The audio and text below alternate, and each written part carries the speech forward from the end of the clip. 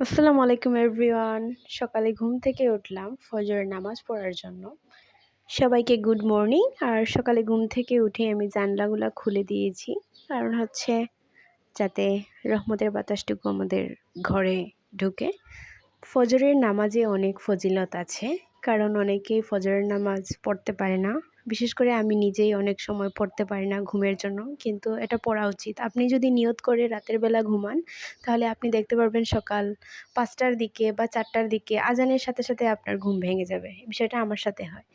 তারপরে হচ্ছে আমি অজু করে এসে নামাজ পড়লাম। নামাজ পড়ে আবার ঘুমিয়ে যাব, কারণ আমার ঘুম রয়েছিল চোখে, এজন্য ঘুমিয়ে পড়লাম। তারপরে আমি ঘুম থেকে উঠে পড়লাম 9টার দিকে। ঘুম থেকে উঠে চিন্তা করলাম যে কী খাবো। এর উপরে আমি আবার ভিডিও আপলোড করে পেজে আপলোড দিয়ে দিয়েছি।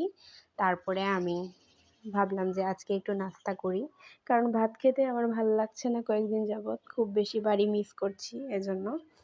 তো নতুন একটা পিঠা বানাবো। অ্যাকচুয়ালি নতুন না, আমি এইবার নিয়ে 3বার বানাই ফেলছি নিজে নিজে ট্রাই করে। এটা অ্যাকচুয়ালি অনেক মজার আর অনেক ইজি প্রসেস, তো আপনারা সবাই শিখে ফেলতে পারেন। তো আজকের ভিডিওর মাধ্যমে আপনাদের সাথে আমি এই রেসিপিটা শেয়ার করব, পুরো রেসিপিটাই। প্রথমে কিন্তু আমি আটা নিয়েছি, আটার মধ্যে হালকা লবণ দিয়ে সুন্দর করে মেখে রেখে দিয়েছি 5 থেকে 10 মিনিটের মতো। তারপরে এটা নরম হয়ে আসছে, কিছুটা একটু ফুলে আসছে। তারপরে এটাকে আমি প্রথমে হাত দিয়ে বলে বলে দিচ্ছিলাম ছোট ছোট করে। তারপরে ভাবলাম যে না, কাঁচি দিয়ে করলে হয়তো বা তাড়াতাড়ি হবে, তাই আমি একটা কাঁচি দিয়ে সুন্দর করে কেটে নিচ্ছিলাম সাইজ মতো। কেটে নেওয়ার পর আমি এখানে চুলায় পানি বসিয়ে দিয়েছিলাম আগে থেকেই, সেটা গরম হচ্ছিল। এই তো দেখতে পাচ্ছেন আমার কিন্তু সবগুলো কাটা শেষ। আর গরম পানিতে, একদম ফুটন্ত গরম পানিতে কিন্তু আমি এটা ঢেলে দিয়েছি। তারপরে 2 মিনিটই হোক, 2 মিনিটের মতো আপনি এটা ভালো করে হিট করে নেবেন। আর হিট করে নেওয়ার পর এটাকে একটা স্টেইনারের মধ্যে রেখে ঠান্ডা পানি দিয়ে ধুয়ে নেবেন। একদম কোনো ঝামেলা নেই, একদম টোটালি আপনার নুডলস যেরকম বানায় সেরকমই এর প্রসেসটা।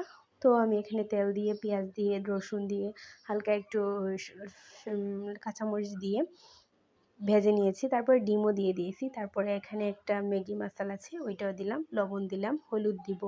তারপরে আপনার মানে যা যা লাগে আর কি, নর্মাল ধনিয়ার গুঁড়া, মরিচের গুঁড়া একটু দিলাম, যাতে একটু ঝাল ঝাল ফ্লেভারটা একটু ভালো হয়।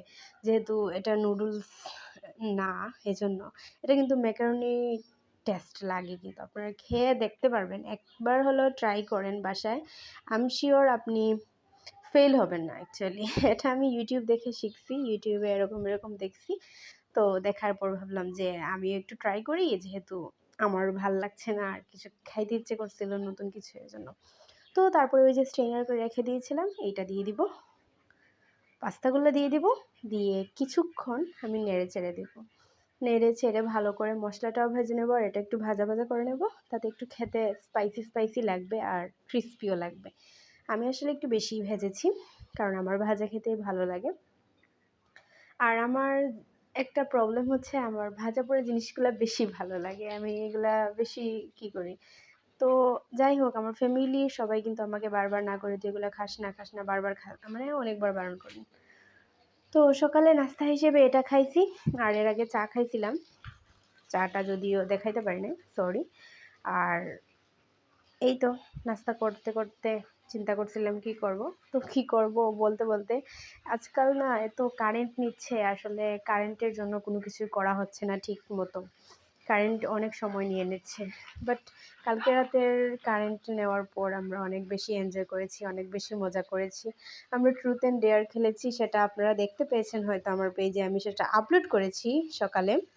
তো আপনাদের কাছে কেমন লেগেছে আমার আজকের ভিডিও এবং সকালের ভিডিও ট্রুথ অ্যান্ড ডেয়ার? আপনারাও কি কখনো ট্রুথ অ্যান্ড ডেয়ার খেলেন কি না আপনাদের ফ্রেন্ডের সাথে? অ্যাকচুয়ালি আমরা সিনিয়র জুনিয়র মানে সবাই মিলে খেলছি, তো অনেক বেশি মজা হয়েছে। আর এই নাস্তাটা অনেক বেশি ভালো হয়েছে। আপনাদের রিকমেন্ড করলাম যে এটা আপনারা খেয়ে দেখবেন, একবার হলেও ট্রাই করবেন, আশা করি ভালো লাগবে। তো এই ছিল আজকের ভিডিও। আসসালামু আলাইকুম, আল্লাহ হাফেজ।